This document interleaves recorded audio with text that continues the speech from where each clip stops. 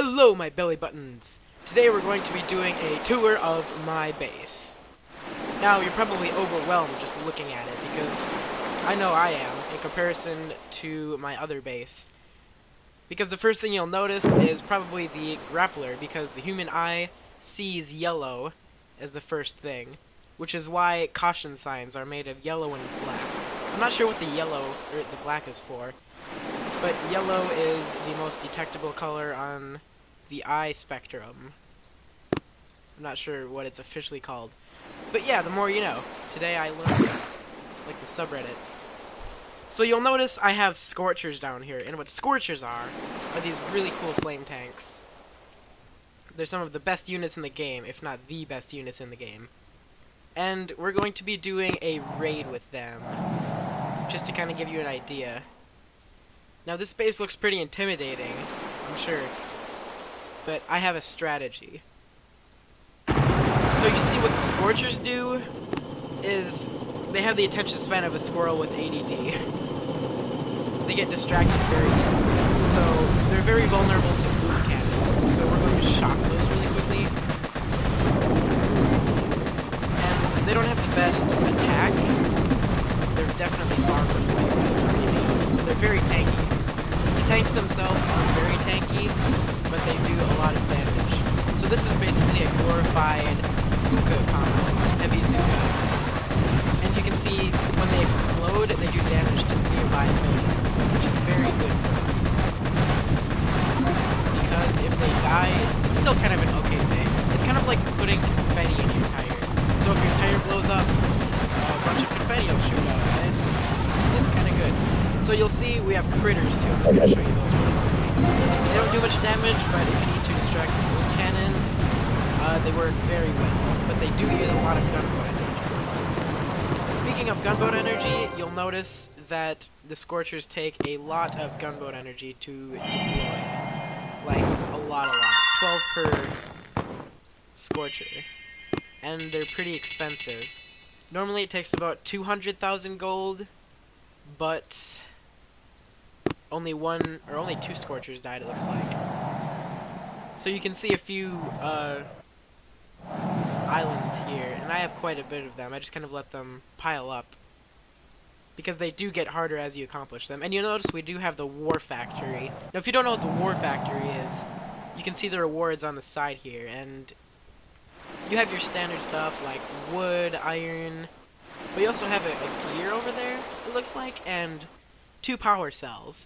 And what those do is they're prototype modules, materials, whatever you want to call them. And you get reward tiers for how many buildings you destroy. Now I've already attacked this once, but I'm going to attack it again just to give you a demonstration of how it works. Now I tried dropping on the right over here, but you see these grapplers up here. I'm just going to give you a quick demonstration of what the grapplers do with critters. See, the grapplers are taking the critters over. That's what they do to every other unit. That's their specialty. So they can take them into a field of boom cannons or mines, and that's not very good. I got tricked because I didn't notice that there were 2 sets of grapplers. One which would grapple them to the front, and then one to the left. And there are boom cannons over there that will take out the Scorchers when they get over here, as you can see. So a vital part of the War Factory is figuring out which side you want to attack from. Now, I don't want to attack from the right because it isolates them. So we're going to try attacking from either the bottom middle or the left. And on the left we have cannons and a doom cannon and a damage amplifier by those. However, on the bottom we have cannons and laser beams. There's emphasis on the O. The thing is, the laser beams are very similar to the rocket launchers in that they're very good at destroying riflemen, but they're not like the boom cannons. So I'm just going to get right into it. I'm going to attack from the bottom, slightly right.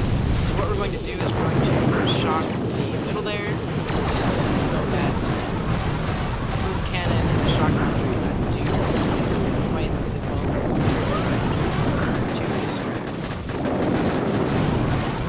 Now, as you can see, my stuff is high enough level to be able to take on the war factory itself. It is a pretty high level island. It's pretty small. It's level 90, but you do get multiple attacks. Now, the tanks also take gunboat energy to deploy, and 4 for 2 tanks. So 2 gunboat energy. See, everything got wiped out.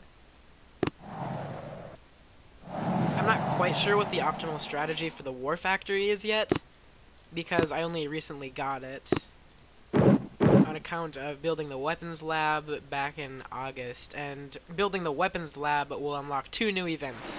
Hammerman Strikes Back, where he basically attacks your base. He'll appear right around here, around your island, and then you can pay to defend against him, which does not make any sense in the slightest. Why would you have to pay to defend against someone? It just doesn't make sense. And you fight off various waves for, as you could guess, prototype modules. Right now, I have my gunboat being upgraded, and you can see we have layouts. So, bread and butter. This is the hookah with medics in the back, and mech is the one I'm currently using, which is 3 tanks and 4 scorchers. Hammer time is a very cheesy strategy because I'll show that in a future video, but it's basically where you run past all of the defenses, get right up to the headquarters, and start attacking it directly. It's kind of like the Zerg rush from StarCraft, if you've ever played that. Team at Gren. This used to have Grenadiers in it back in the day, but, I mean, they're just not that good, you know? They're inaccurate, and I would rather just have another boat of tanks or medics. And I decided to use medics for survivability. So yeah, this is a preview of what your base could look like when you're level 47. My headquarters is currently level 19, and I'd like to demonstrate something else as well.